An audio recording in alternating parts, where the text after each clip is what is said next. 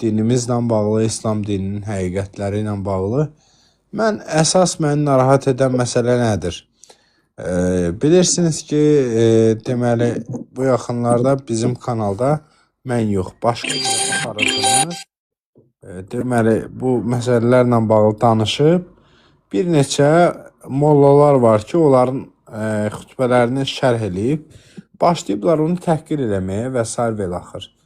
Deyirlər, məsəl üçün biri deyir ki, nə bilim, Əbülfəz Abbas qalxdı, Şiri belə elədi, Aslanı belə elədi. Bilirsiniz, biz dinimizi, İslam dinini belə gözdən salmamalıyıq, belə xurafatlarla, belə lazımsız şeylərlə. Çoxunluq din biliciləridir, dini bilirlər. Mən hər birinizdən üzr istəyirəm.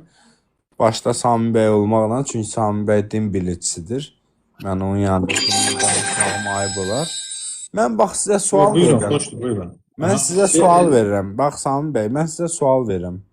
Bizim dinimizin peyğəmbəri Muhammed sallallahu aleyhi və səlləm kimin üçün başını döyüb, nə bilim, zincir vurub, sinəsinə vurub, ağlayıb, nə bilim, özünü döyüb. Belə bir şey olubmu, yəni bizim İslam tarixi? Mən bilmirəm, sizdən öyrənmək istəyirəm. Buyurun. Çox gözəl sualdır, cavab verim. Birincisi Zahir bəy olar və Zahir bəy sizin qaldı ki, ağlama məsələsinə. Sözsüz ki, bunu hamı təsdiq edir ki, insan ağlaya bilər, baş verən hadisə istəyir, yaxından istəyər dini müqəddəslərimiz. Əgər toxunursa İmam Hüseynin başına gələn Kərbəlada olan hadisə, sözsüz ki, bu həqiqətən ağrıdıcı hadisədir. O zalimlər, o alçaqlar, o mənəviyyətsiz, vicdansızlar Əhl-i-Beytə zülm elədilər həqiqətən də. Bu həm Əhl-i-Beyt imamlarına qarşı zülm olub, bəzi xəlifələr tərəfindən, bəzi başçılar, əmirlər tərəfindən, həmçinin qeyri-Əhl-i-Beyt olan alimlərə qarşı da olub. Təəssüflər olsun ki, bəzən belə şəxslər alimlərin sözünü, haqq deməyini qəbul eləmirlər deyə belə onlara zülmə məruz qoyublar. Yəni tək Əhl-i-Beyt yox, qeyri-Əhl-i-Beyt olan alimlərin də başına gəlib. Adlar çəkmək istəyirəm, nə qədər alimlər var. Bu zülm gəlib. Və İmam Hüseynin başına sözsüz ki, Ubeydullah ibn Ziyad, Şimr və s. onlar alçaqlar həqiqətən də Yezidin burada əli var, yoxdur, başqa mövzudur. Fakt Yezidin dövründə olub və Yezid özü İmam Hüseyni öldürən o alçaqlardan qisas almadı. Bunu alimlər də deyirlər. Bu özü bir sual doğurur. Amma fakt olaraq Yezid əmr elədi ki, bunu İmam Hüseyni öldürün. Yoxsa yox, bu sübut olunmuyor. Nədir? Sadəcə olaraq ola bilsin, ehtimaldır. Olacaqsa yenə Allah lənət eləsin İmam Hüseynin ölümündə əli olana və s. bu başqa mövzudur. Keçək indi ağlaşma. Düz insan əlbəttə İmam Hüseynin başına gələn onun ailəsinin evladlarını, İmam Həsən, onun evladları var idi.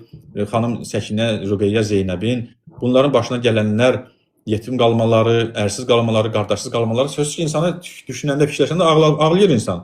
Və başımıza da bu dəfələrlə gəlib belə ki, danışırsan, dözə bilmirsiniz sözsüz. Amma qaldı ki, bəli, siz tənqid edirsiniz, düz irad edirsiniz ki, insanın hər il zəncir vurub, yas vurub, tutub başına döyməsi, palçıqda sürünməsi, nələr eləməsi, düzdür, bu dinlərin adlarını çəkmirəm hələ ki, o bir dinlərdə də xurafat var, doludur, buradan da çoxdur. Nə qədər xurafat var, saymaq, qurtarmaq deyil, bilən deyil. Amma təəssüf ki, biz də siz demişkən, öz dinimizi xurafatdan təmizləməliyik. Ağlamaq olar. Amma ağlaşma qurub, mərsiyələr deyib, zəncirlər vurmaq, baş yarmaq, bel yarmaq, başa qılınc vurmaq. Hətta təəssüf olsun ki, bunu hətta bəzi alimlər təsdiq edir ki, savabdır. Eləyin, bu həqiqətən də dinimizə səhvdir. İnsan danışanda heç təkcə Aşura günü yox. Ola bilər, insan hər ay birdən də nəsə kitab yazır, nə edir, şeir yazır, nə yazar. Hər dəfə düşündüyünüz İmam Hüseynin başına gələni ağlayar. Ağlaya bilər. Bir ayın məsələn, hər günü, hər ilin hər ayı misal üçün.